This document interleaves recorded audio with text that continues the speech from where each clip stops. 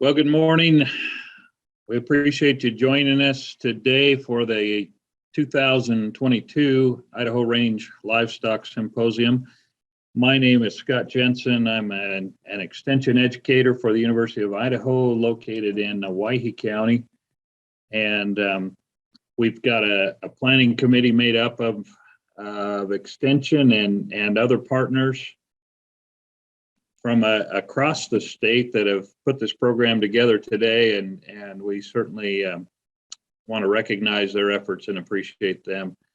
We're going to go ahead and get started right off the bat, but first just a couple of maybe housekeeping type items. One is, as the presentation goes along, if you would put any questions you might have in the Q&A button on your screen. If you'll hit that and type your question in, then we'll make sure and get those answered from our speakers. So that'd be one thing. The other thing would be that we've got two things just to think about. We'll go during our lunch break. We've actually put together a little range plant ID contest, and so we want to encourage you to give that a shot. We've got some good prizes, some backpack guides to Idaho range plants, and some other things that we would love to share with you. And so we'd encourage you to do that while you enjoy lunch. And then at the end, we'll also have an evaluation that we'd love to have you complete. So with those things, we're going to go ahead and just get started.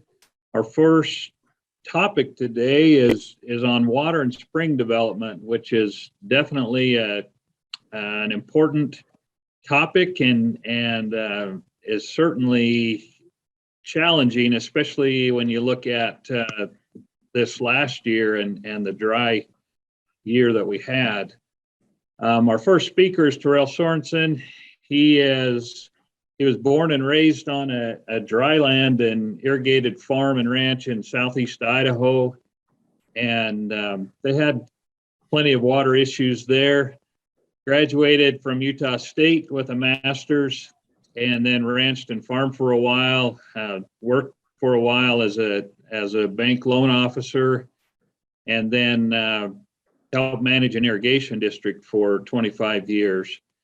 When he left there, he joined the University of Idaho, and then he has lived in Idaho his whole life, and so he's been working with water issues in Idaho for his whole life. So he's got a wealth of knowledge and experience. We're excited to have him as part of the program, and I'm going to go ahead and turn it over to Terrell.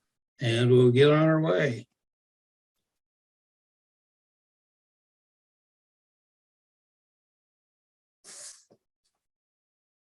Okay, as Scott said, I was born and raised here in Idaho.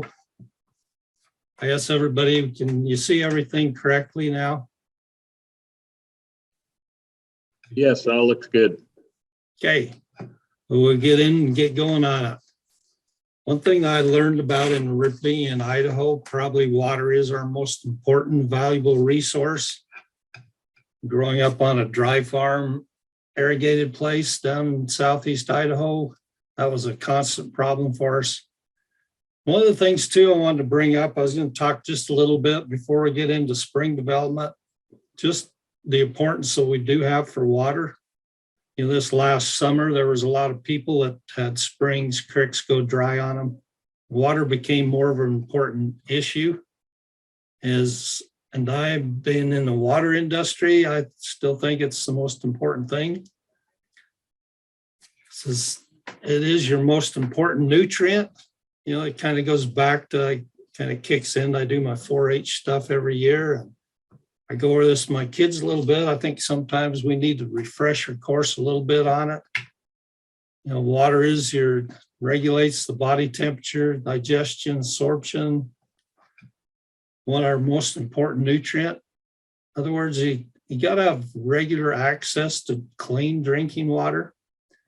One of the things that when you get a new well in, put it in, I'd always suggest you test the water in it. Every once in a while, you come up with a well that does have salt in it, or, you know what you got there with the water. cattle, you need clean, contaminant-free water. You're less prone to illness, disease, gain more weight, produce more milk. You know, we had a dairy there on the farm I grew up, and one of the things that if you didn't have the water, if something happened to the water and went off for a few hours, your milk production, I mean, you could tell it immediately. That's what Dad always come in and said, oh, must be something going on here. So we go check the waters first thing. You know, it's usually one of the least thought about till you need it. You know, if the water's there, the creek's running, we usually don't think much about it. I mean, we're busy, we're doing other things. Last summer, though, we kind of pressed. We started using a lot of CRP in emergency situations. You think about it, a lot of those places, they don't have water. A lot of them is your dryland areas. And the water is pretty scarce in a lot of those areas. A lot of it's never really been developed. Plus your fencing isn't there a lot of times. So, you know, we're kind of in emergency, so we got to come up with something. We had our summer, some of our springs or small creeks did dry up this past year. So a lot of people came and they had to start hauling water, which for some was a new experience. And one thing you need is water needs to be offered in sufficient quantity. I had several people call me up and say, how much does a cow drink a day? You know, I remember as a kid, I used to, once in a while, we'd have to haul water to some of our animals or cows. And I'd ask my dad that, and he'd say, it doesn't matter. He says, you just haul until they don't drink. They drink all they want to drink. But, you know, as a kid, you're kind of like, it's one of your least favorite jobs. But I think basically you need it when they're done drinking. You still need a little water in there. But you need a minimum of 10 to 15 gallons a day. Lactating cows, you need 20 to 25 gallons a day in the bulls. You young growing cattle, you're probably under 500 pounds. You need 5 to 10 gallon a day. Other thing that's important too, especially if you're going into new pastures and that, if you're in an emergency situation or you're putting your troughs where you need to, you also need to get them away from the streams. More water intake, improved milk production in brood cows. One of the things, I had one guy that he put his troughs out. They were in about a 400-acre pasture. They were hauling water. And he kept saying, well, they're just not eating the back part of that pasture off. So, you know, if you're hauling water, you can move those troughs about wherever you want to, really. It was in some open fields where he could have hauled it, but they just kept it in the one corner. You know, put your troughs where you need to. I mean, if you need to, you can move something like that around. Water requirements go up about 50% when you get into that hot weather. How far should they have to travel for water? You know, most people, they talk about you can go 2 miles on flat ground, about a mile in rough terrain. And ideally, those cows really don't like to walk that much. You got a mile to 3/8 is probably ideal. What I've found out is you get past that and some of your older cows really don't want to travel. You know, and one of the things you need to be careful about, especially in drought situations, you can get some blue-green algae in some areas. One of the things they've found is most of your studies, if you got clean water for them, you'll get about 10% more weight on them. Actually, some of your research has shown that heifers, you can actually get about 23% when the water is clean, as opposed to being in a pond or kind of a mud hole. You know, that's this is kind of a picture. I mean, a lot of people use these. I mean, they'll work, but I really don't like them myself. It's kind of a pet peeve of mine. As a kid growing up, we had some problems. We did get some disease in some cattle that were drinking out of a mud hole like this. We lost a lot of cows and calves that year. So, you know, if you want disease in them, you know, this is one way of getting it. You can spread it really easy. You need to be careful with it. But it does work. But I'd really suggest you go ahead and get something else put in. So why spring development? One of the things my grandpa and my dad always taught me or preached to us that, we had a spring on the place there. And they said that's always the most valuable thing there. And I think when they were the old homesteaders, that's the one thing. If you didn't have to haul water, if you had your own spring, they spent a lot of time developing these springs. Some of them they piped for a long ways. On my grandpa's original homestead, they hand dug a line in about a half mile so they could have water on the place. You think about how easy we can get it now. So I think the developing springs is really important. One of the issues too is a lot of the springs that were developed back in the early 1900s. A lot of them we haven't done anything with.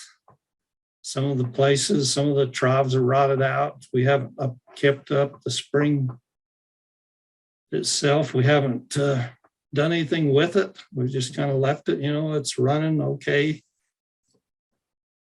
But the one thing about spring development is they're simple, they're really inexpensive, and they're usually really reliable till they hit a mega drought, I guess.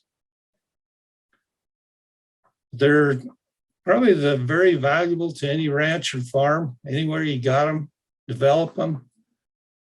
Your old springs, some of them need to be rehabilitated, develop new springs. One of the things that's kind of been is a lot of your older ranchers and that, it was kind of an art that they did. It's gotten to be a lost art. A lot of times we just want to drill wells. And, wells are fine. We got new methods of doing it, but you're talking money, you're talking maintenance now, you're talking a cost associated with it. One of the guys I worked with for several years was this Jake Frank. Did a lot of spring development over in the Colorado area, in the dryland area over there, and had a lot of good ideas that I kind of gleaned from him. He died of cancer here a couple of years ago, but I always like to mention him. He's a good friend, worked hard at it, loved to develop springs. Like we talked about, you got old springs out there. Some of them are all rusted out, some are dried up. Your collector system's gone bad. One of the key things, and Jake Frank, he always talked about this too, and I really like this idea. He says the amount of water flowing into the tank was always allowed to free flow from the collector. What this does sometimes, it'll let your spring dry up. If you're over pumping it, you can pump your aquifer so low. Some guys I've known and said, well, I want more water out of it. We were just getting a 1 to 2 gallon a minute. They've gone in and developed it. They can get up to 5-10 gallon. All of a sudden their spring dries up and maybe they've overtapped their aquifer and dried it up. You think about your aquifers, we always think of the Eastern Snake Plain as this huge aquifer. Well, you get the small aquifers in these little areas. They're not huge and they need to be restocked all the time. So my advice is you always try to regulate the flow going into your tank.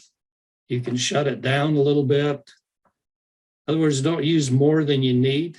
Just save it up. Let that aquifer replenish itself.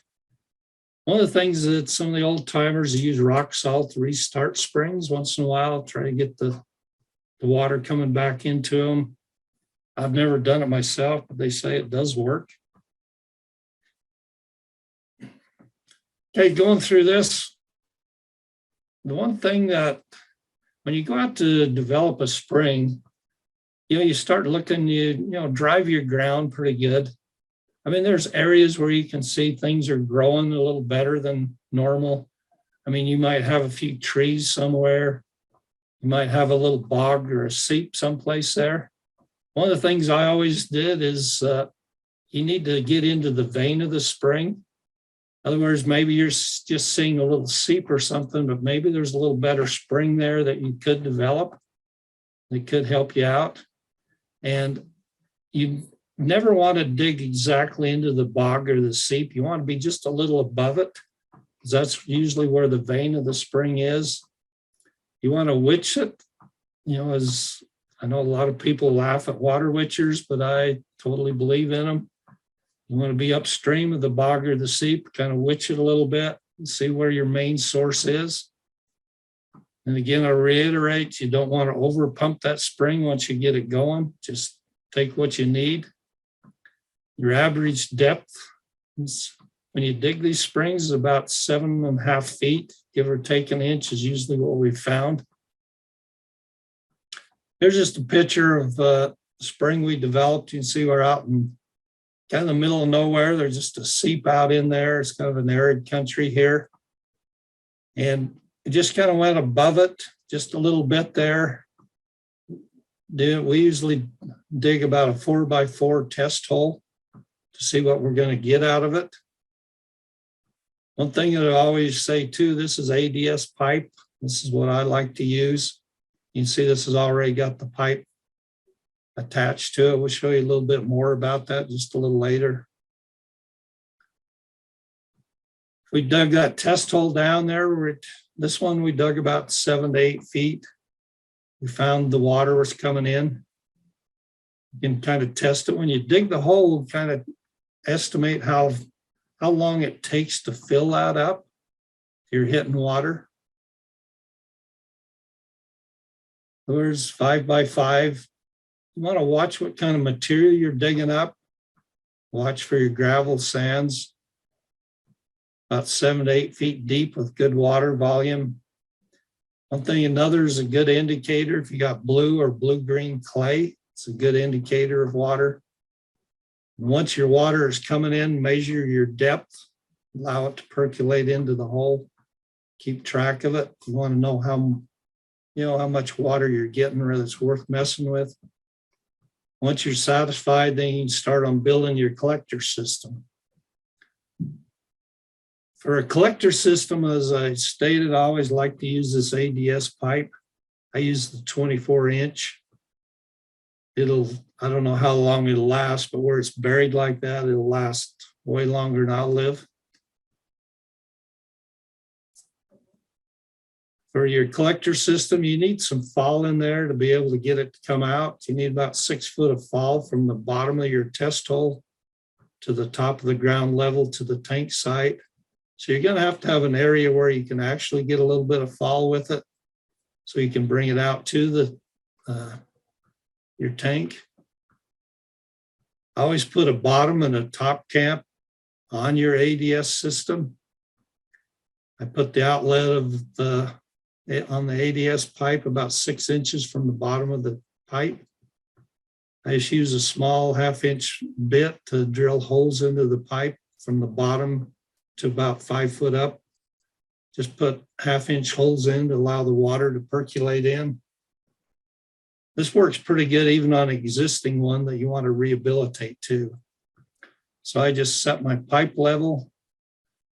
One thing you got to do is when you're digging this, you're starting to get down there 5, 6, 7 feet.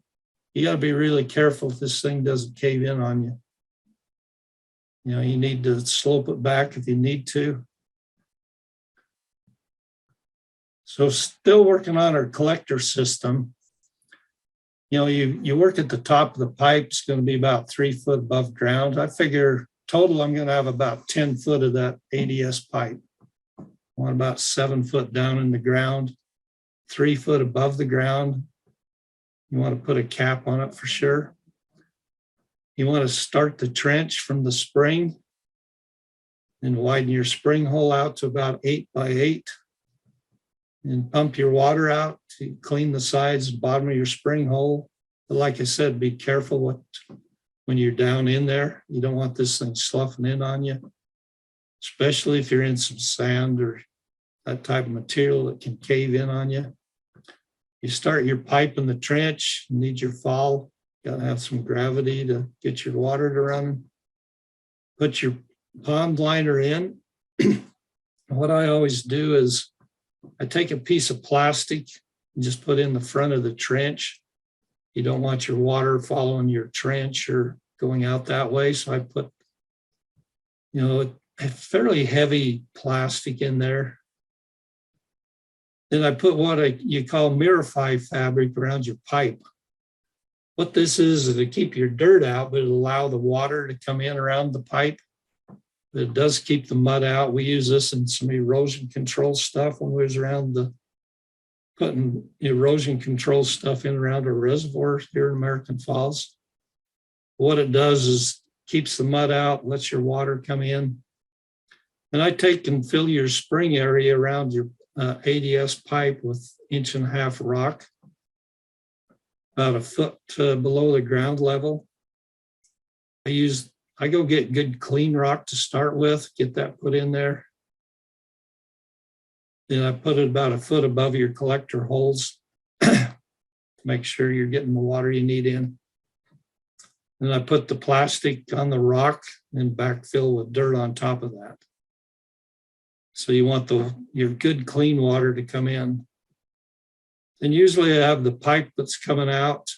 You've already got that onto your collector.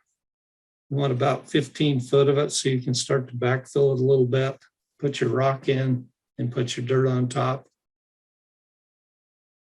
There's kind of a picture it's showing, you got the heavy black plastic that you put around that part. And this is your Mirify here around the pipe up to a certain point. Put your rock in around it. There's another picture just showing how they do that. You can see in the bottom there, you got your 1.5 inch rock there that you're putting in to let your water seep in. Seems to work really good. I make sure I'm really careful putting that in. I want to put this pipe level. Take a little extra time when you're doing this. Just be careful with it. Don't, just bulldoze it in, hurry and get it done. Take a little time. Make sure that it's going in correctly. Here's, when you get to installing your pipe, excavate it to where you figure you're going to put your tank side at. I mean, maybe it's 50 feet, maybe it's 200 feet. Your pipe is fairly cheap now, your PVC pipe. I mean, it's gone up some, but it's still a fairly cheap product. I mean, it's easy to use with. This kind of a little diagram of how I like to kind of set it up to start with. You have your water coming in on the one side. And the one thing that I always want to do is I always want to have a drain pipe coming out of your trough. I don't want the trough running over. That's kind of another pet peeve of mine is I don't like them walking in water. I like that dry. Get your drain pipe in, drain it away. You want to trench it. You want to be about 3 to 3.5 foot deep. You want to get the exact side of your tank. Locate where you want to put your drain. Maybe your drain's going to be 100 feet away. I actually put rock with it, so it just seeps right back into your aquifer again. Continue that. Put in your poly pipe for your trench. You want to put your drain about 24 inches deep at the start, and then I just daylight it, wherever you want it to. Just put the slope in on it. Here's another little picture of kind of the diagram. You notice the one thing I put in here is this, what controls the flow of your water. It's a shut-off valve. I think is really important in it. We'll talk about that a little bit more here in a second. Here's another thing too, is be careful when you're trenching this, putting this pipe in. Maybe you got to trench it out like this a little bit, stair step it out. You want to make sure that you don't get somebody hurt in there. You make sure that trench won't cave in on somebody.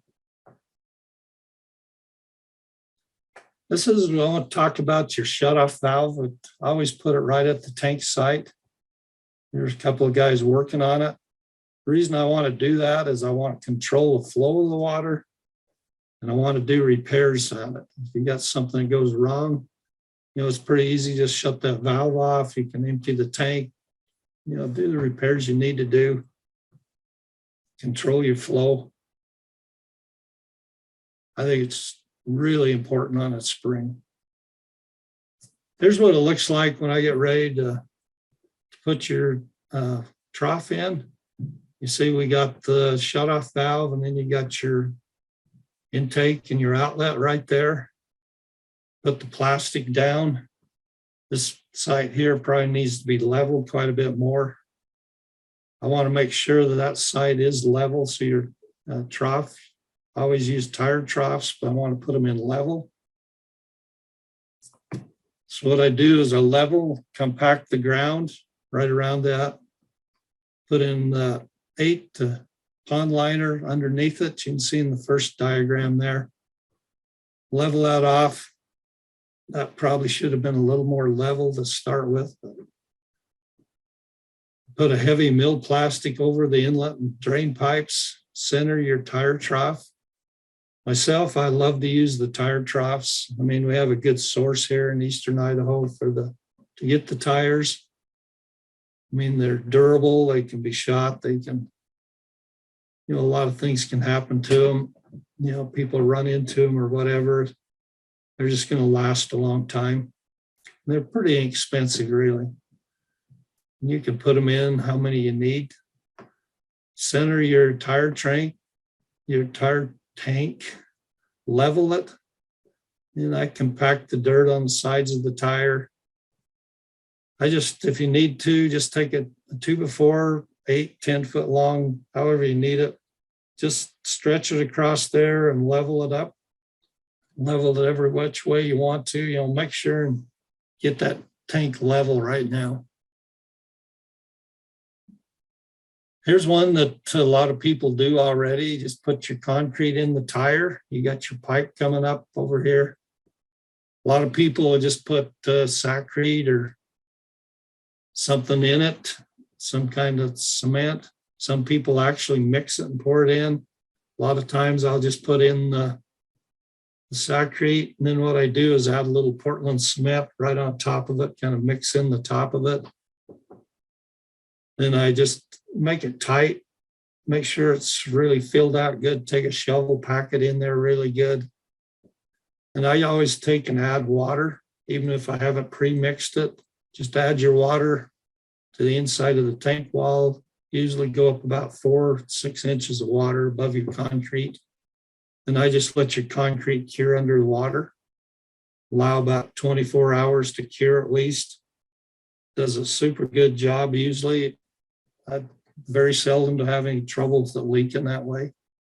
Makes a really good bond with it. Another thing is when you come to this point, this is a really cheap one here that we did. We just use steel posts and put the rock in with a little net wiring. You can either there, instead of the steel post, put in some pressure treated posts and put in some boards across there. In fact, I actually like to do that a lot better. Seems like it protects your equipment a lot better. Some cases, you can get bears that like to swim in them on a hot day. Get a lot of calves or something just tromping around there. So I found I usually like to go with 2 baits, put across there. Putting your pressure treated on the sides. You need something to make sure and hold that tank so that they can't move it. Another thing I always like to do is I like to gravel around the tank, put it out at least 6 feet, more if you can. Then when you get done with it, I always like to go in and reseed your area again. You don't want what always comes first is your bad weeds, noxious weeds. Go in there and get that grass reseeded again. You want to attach your rock ends on the tanks, protect it. Another thing too that you want to do is you want to install your bird protection. They're really cheap to put in. They're easy to put in. You just put one in on the side. What that is just the mesh wiring that you just put in there. It's already formed, that way the birds can get out, because amazingly, your birds will really use this a lot. A lot of your species love it. And another thing that then once you get done with that, you can cut your inlet outlet pipes to the depth that you want. I always use plastic myself, but if you go with EQIP money, some of your federal agencies, they want you to use steel pipe and that. You'll have to look to see exactly what they do want with it. Some cases they do, so it's, you have to do a little more work with it, but it is probably a little stouter. You probably want your water level about 3 inches below the top of it. This case here is about 3 inches. I always glue it in so you got a downspout. You want your water to come in and fall a little bit. You get the winter areas, it helps to break up the water. Then I always play around and you adjust your water flow. If the trough isn't being used, I'd keep it flow down to a pretty minimum. If you got a few more cattle coming in for a while, you can adjust a little bit up, see what you got with it. So I always figure, if you get a gallon a minute, it's amazing. It doesn't look like much, but it'll still, be about 1,440 gallon a day. You just go up from there, how much water you need, what's your capacity to be. If you got quite a bit running over, maybe you can put in another trough instead of, putting it back in. You can put a trough down further again. Another thing I wanted to show you here is this is, we put in barley straw in these. What we do is actually, a lot of times I'll put a hook down in the concrete when I make it. So I want to tie that. You want to use barley straw, just get an onion or potato sack, put that straw in there, and I tie that in there. It really helps with your moss control, your algae. It won't entirely eliminate it, but it does a lot of it. So you have to keep changing it. But it really does help with it in the cases where you've maintained it. And a summary of it, all your spring developments are going to be different. Is what you got to look. Sometimes, you can develop a spring sometimes where you wouldn't believe there would be water. You just need to look for it, look for different vegetation. You're always going to need to adjust and improvise on each one. Check those springs, it's once you put them in, I don't know if some of them are lucky, they still 100 years later they're working, but once in a while you need to, check on them, work on them a little bit. Always add your barley straw. It'll be in small amounts for your algae. I always like to just shut the tank off and just clean it once a year. Amazed how much junk you get in there. Keep that water clean. Control weeds in your disturbed areas. Like I said, go in and get some grass planted back in, especially if the cattle are spending a lot of time there in this disturbed areas. Every spring is going to be different out there. That's kind of, to me, that's the interesting part of it. I love doing that kind of stuff. Always makes you feel good when you develop one of these springs. If you want to take a shot on your phone, this is an example here. This is a circular trough and a rectangular. I had a lot of questions this last summer. How much does this trough hold? Well, this is the formulas you use to do this. You can see your pi times radius times your depth, and over here, always divide it by 231. That'll give you the gallons you need. This is always a good formula to put out there. I always just keep it on my phone if I want to use it. You can plug it in because you're always saying, well, I wonder how much water I got here. It's a good deal to put on.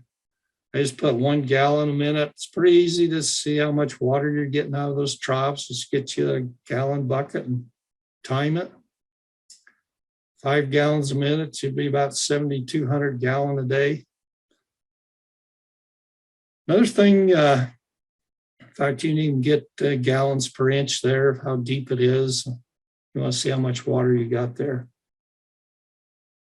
This other little formula I put over here is one that you use a lot. In the water industry, that's 231. You use it a lot. You got your top elevation here and your bottom elevation.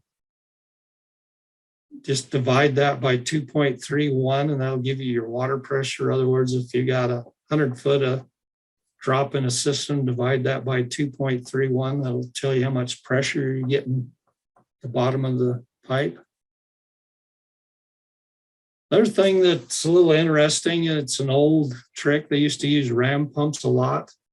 It's still a tool that you can make. And probably for $100, you can make one of these.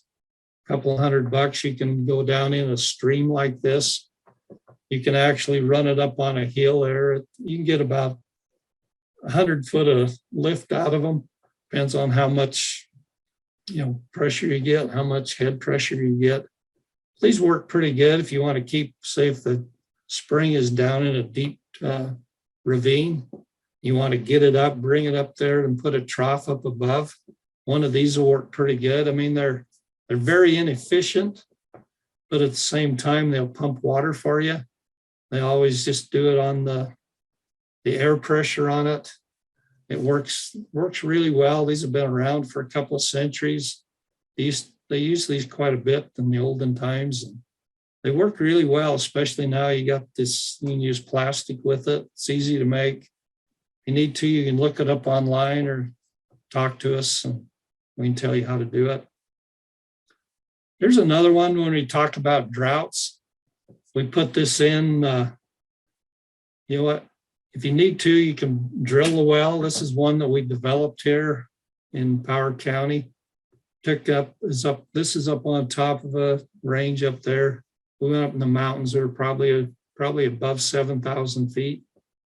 Got a well there. It's pumped about 5 gallons a minute. We put in this little solar system. We did this in July. It was towards the end of July.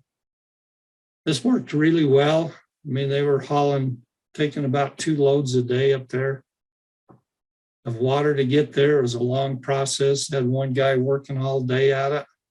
This little system here, we just took and put these panels around, put the panels on top of these. Worked really well. They've loved the system since. And the good thing about it, we drilled it in pretty well up on top. We can just hook in now and put troughs down lower, kind of so you can change your pastures a little bit. We're even thinking about putting another couple of panels on, pushing it further up the one hill a little bit. So I love solar when we're talking about it. It's a great way to go. One thing I want to bring up, and I think Ashley's going to talk about it coming up, is some of your government programs right now is a great time. If you're thinking of developing water, jump in right now. I mean, they got a lot of money that's coming out to help in these drought areas. Talk to your FSA people, NRCS. There's a lot of equip money that's coming out. If you need to put those wells in now, go ahead and do it. This is a really simple system. Doesn't cost that much money. I think you're talking $5,000 to $6,000 for your pump panels. Your well will be a different matter. They're not really expensive. I mean, if you can't develop a spring and get it like you want it, this would be an excellent idea. Works really well. I love this renewable systems.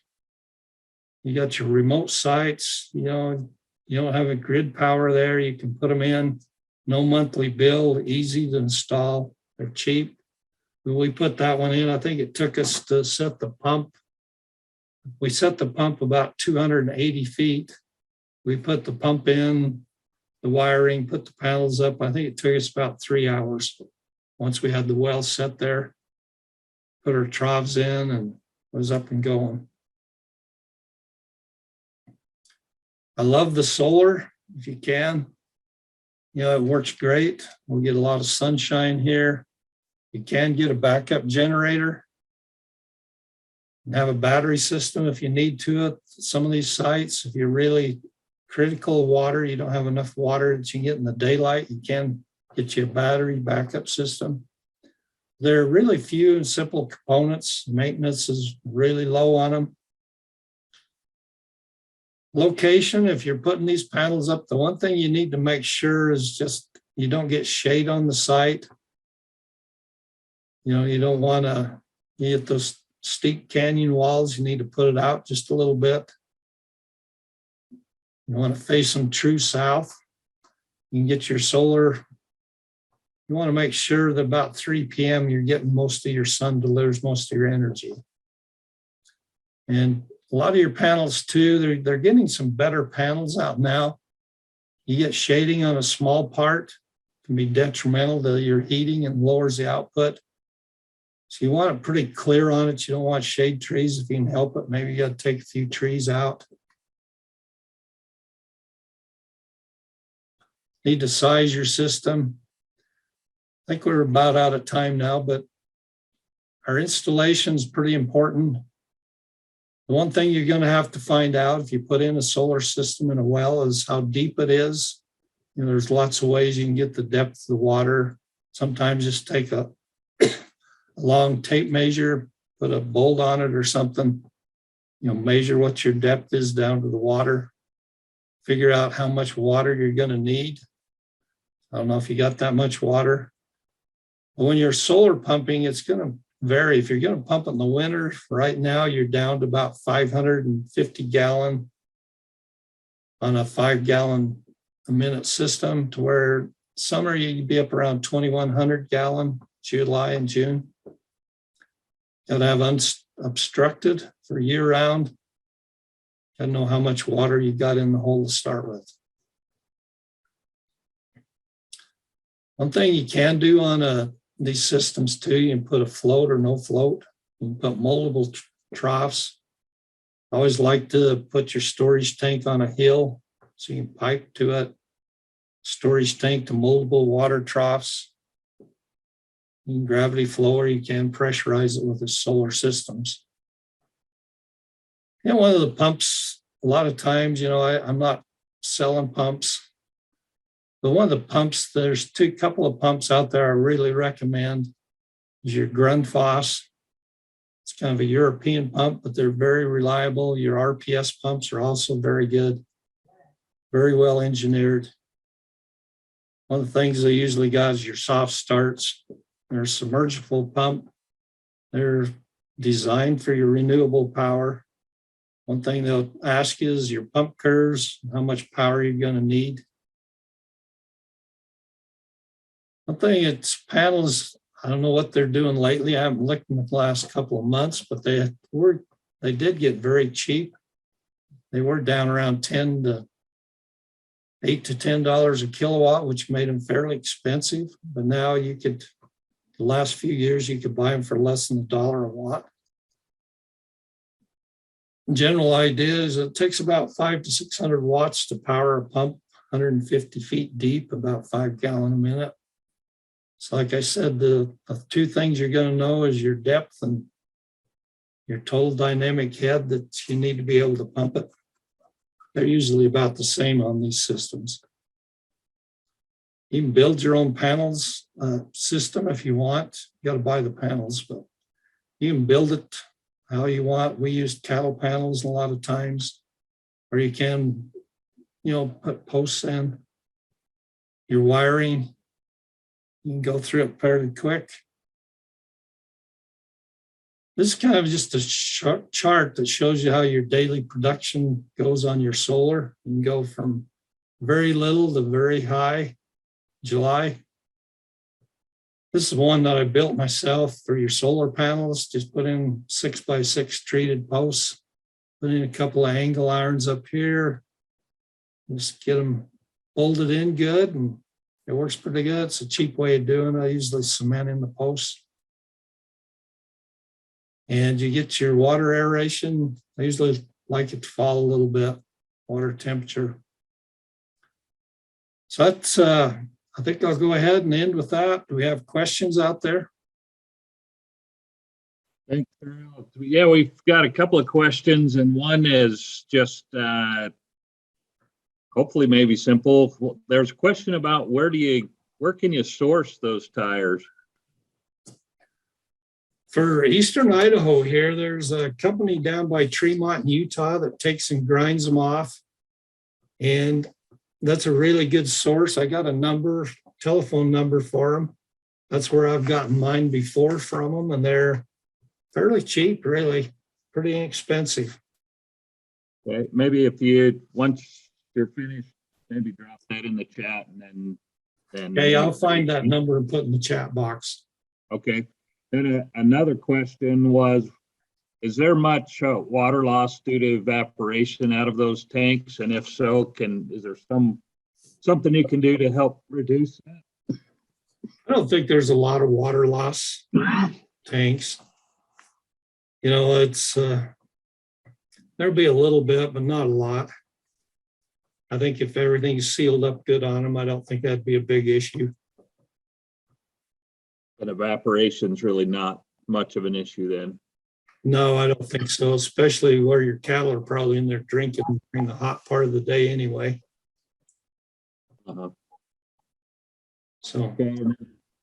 Then I have, I guess just one question that came to my mind, and I realize this depends on a lot of factors, but what would you kind of ballpark estimate that how long would it take you to return, get the dollars worth of water or whatever production, however you want to describe it? How long's your return on investment for developing a spring?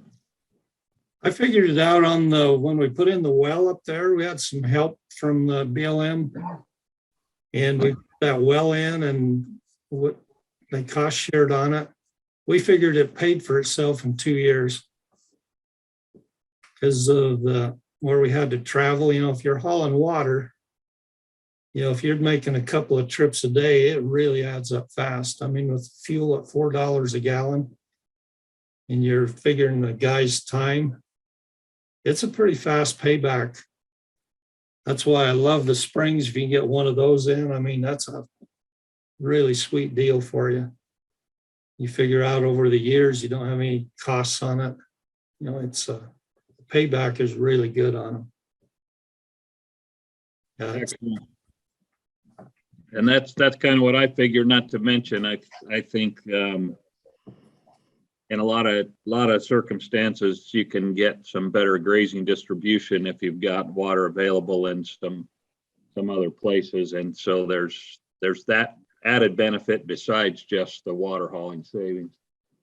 One thing I do like about the solar systems, if you drill a well, I mean, it's pretty cheap just to hook it in and run the water if you need to up a hill or someplace.